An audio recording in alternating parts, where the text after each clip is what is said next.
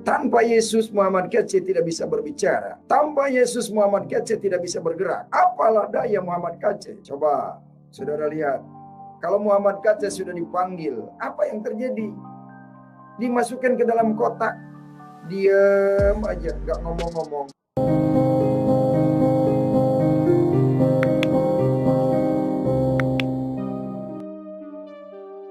Utusan Tuhan menyampaikan firman Tuhan.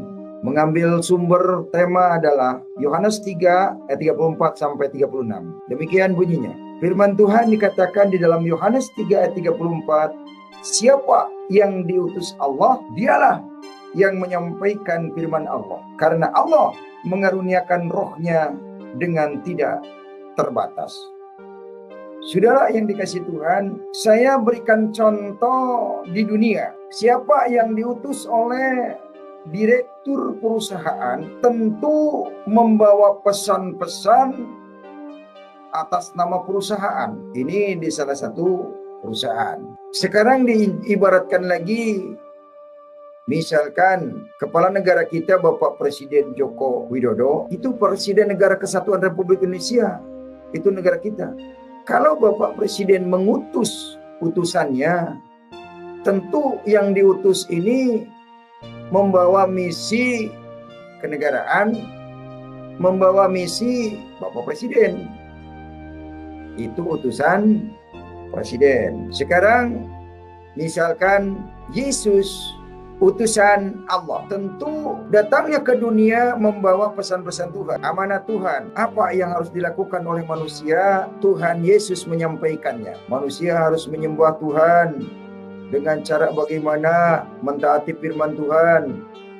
Karena Yesus adalah wujudnya diutus oleh Tuhan menjelma menjadi manusia dengan tujuan manusia mengenal Tuhannya, jangan sampai menjadi manusia pendusta. Yesus adalah wujud manusia diutus oleh Allah untuk menjelma menjadi manusia agar seluruh manusia yang percaya mengenal Tuhannya. Yesus dengan kekuasaannya menyatakan diri untuk bisa dilihat oleh mata, didengar telinga firman-Nya, diraba oleh tangan wujudnya. Itulah Tuhan yang sebenarnya adalah Yesus. Utusan Tuhan selalu menyampaikan pesan-pesan Tuhan. Contohnya, Muhammad Kece diutus oleh Tuhan Yesus untuk menyampaikan kabar baik tentang Yesus. Yesus adalah Tuhan. Yesus adalah firman yang menjelma menjadi manusia.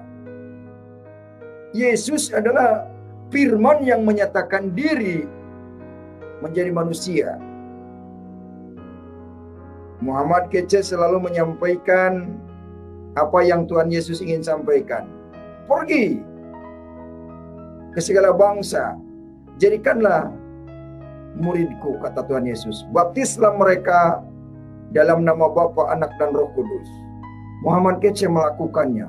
Jadi Muhammad Kece diutus oleh Yesus, dan yang berbicara di dalam mulutnya adalah Yesus itu sendiri. Tanpa Yesus, Muhammad Kece tidak bisa berbicara. Tanpa Yesus, Muhammad Kece tidak bisa bergerak. Apalah daya Muhammad Kece? Coba saudara lihat. Kalau Muhammad Kece sudah dipanggil, apa yang terjadi? Dimasukkan ke dalam kotak. Diam aja, gak ngomong-ngomong. Ketika Muhammad Kece bangun lagi, pada lari itu orang, ketakutan. Nah, itulah utusan Tuhan menyampaikan firman Tuhan. Utusan Tuhan tidak membuat agama, karena agama itu adalah duniawi. Agama itu adalah politik. Kemudian yang kedua, Bapa mengasihi anak dan telah menyerahkan segala sesuatu kepadanya. Barang siapa percaya kepada anak, ia beroleh hidup yang kekal. Tetapi barang siapa yang tidak taat kepada anak, ia tidak akan melihat hidup, melainkan murka Allah tetap ada di atasnya. Saudara, ngeri saudara. Kalau yang tidak percaya akan menerima hukuman, artinya mati masuk neraka selamanya. Yesus membawa manusia masuk surga. Ini harus disampaikan ke dunia maya karena ini penting. Karena manusia itu tidak akan selamanya hidup di dunia. Saya juga tidak tahu kapan dipanggil oleh Tuhan untuk mengisi surga. Karena ayatnya jelas. Isa dan pengikutnya kembalinya kepada Allah. Amal tidak bisa menyelamatkan saudara. Amal baik tidak menyelamatkan saudara. Cuman kalau saudara beramal baik, nanti taburan di dunia kebaikan akan juga dirasakan di akhirat kebaikannya. Itu saja. Kalau saudara di dunia menabur kejahatan seperti merampok, mencuri, menipu, poligami tanpa izin istri tua, itu juga dosa. Itu nanti di akhirat akan dituai, akan menerima upahnya. Makanya kalau mau poligami izin dulu sama yang tua ya, minta surat yang resmi supaya tidak jadi dosa. Begitu ya. Amal tidak bisa menyelamatkan orang masuk surga. Oleh karena itu, mari selagi ada kesempatan di dunia untuk bertobat, terima Yesus sebagai Tuhan dan Juru Selamat, agar dosamu diampuni. Karena Yesus mempunyai kuasa untuk mengampuni dosa. Yesus mempunyai kuasa mengampuni dosa. Nah, di sini ayatnya jelas. Markus 2 ayat 10. Di sini dijelaskan, tetapi supaya kamu tahu bahwa di dunia ini anak manusia berkuasa mengampuni dosa. Berkatalah ia kepada orang lumpuh itu, bangun, berdirilah. Lukas 5 ayat 2. Lukas 5 ayat 24 juga dikatakan, tetapi supaya kamu tahu bahwa di dunia ini anak manusia berkuasa mengampuni dosa. Berkatalah ia kepada orang lumpuh itu, kepadamu kukatakan, bangunlah, angkatlah tempat tidurmu, dan pulanglah ke rumahmu. Saudara yang dikasihi Tuhan, kalau saudara mengatakan, Tuhan Yesus anak manusia mampu mengampuni dosamu, maka yang lumpuh disembuhkan, yang buta melihat, tuli mendengar, dalam nama Yesus. Buta melihat, tuli mendengar, lumpuh berjalan. Itulah Yesus. Silakan Anda yang percaya Yesus, praktekkan itu. Sebagaimana pendeta Simon sering menyembuhkan orang yang sakit. Dan semua orang akan mengalami kuasa seperti itu. Apabila Roh Kudus turun, maka kamu akan diberikan kuasa untuk menyembuhkan orang sakit, mengusir setan-setan, jin-jin diusir. Nah, saya menyampaikan ini untuk mengkanter tuduhan-tuduhan Abdul Somad yang mengatakan di dalam salib ada jin. Makanya saya kanter, di dalam salib tidak ada jin. Di dalam salib ada hablum minanas, hablum minallah. Di dalam salib ada hubungan sesama manusia, hubungan sama dengan Tuhan. Makanya rumah sakit lambangnya plus. Plus itu jiwa penolong.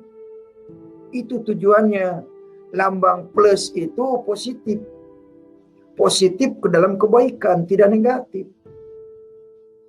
Begitu. Salib itu artinya persegi, horizontal dan vertikal.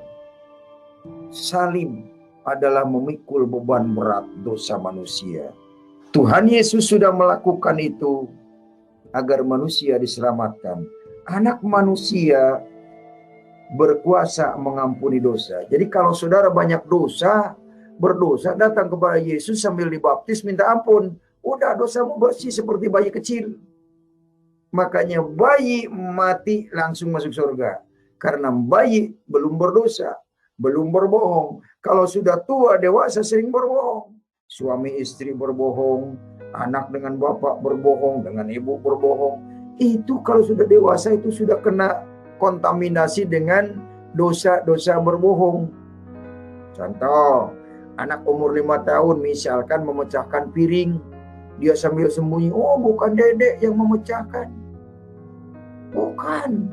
Padahal orang tua tahu, panggumrang dia yang pegang, kan begitu.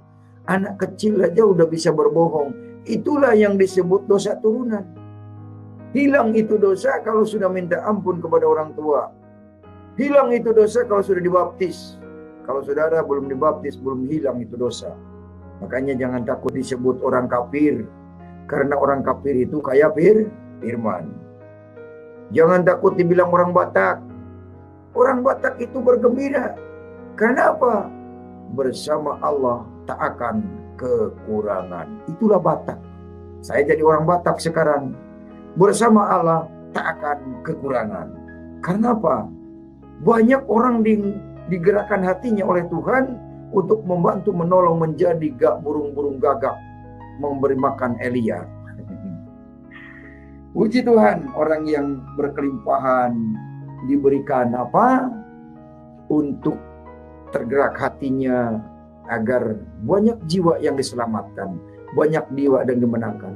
Walaupun Muhammad Kacir menggunakan mulut berbicara terus tiang malam, setiap hari berbicara tentang kebenaran firman Tuhan, tapi Muhammad Kacir tidak bisa apa-apa. Yang akan membuka hati saudara adalah Roh Kudus. Muhammad Kacir hanya memperdengarkan, barangkali ketangkap oleh telinga, kemudian tadinya budak jadi mendengar. Begitu, mendengar firman bahwa Yesus adalah satu-satunya Tuhan yang hidup. Amin, saudara. Amin. Itulah sebabnya, saudara, di dalam nama Yesus, jangan sampai saudara meninggalkan Yesus. Rugi saudara kalau meninggalkan Yesus. Karena Yesus adalah Tuhan yang wujud. Itu saja saudara malam hari ini. Mungkin saya tidak terlalu banyak lebar. Agar yang penting menangkap saudara. Utusan Tuhan tidak menyampaikan agama. Utusan Tuhan menyampaikan firman Tuhan. Yang membuat agama adalah politik. Yang membuat politik adalah manusia yang rakus dengan kekuasaan. Itu saja pesan Tuhan Muhammad Kacir malam hari ini dari Yohanes 3 ayat 34 sampai 36, firman Tuhan Markus 2 ayat 10 dan Lukas 5 ayat 24, yaitu anak manusia berkuasa mengampuni manusia. Itu saja malam ini. Selamat berpisah. Sampai jumpa lagi. Selamat beristirahat.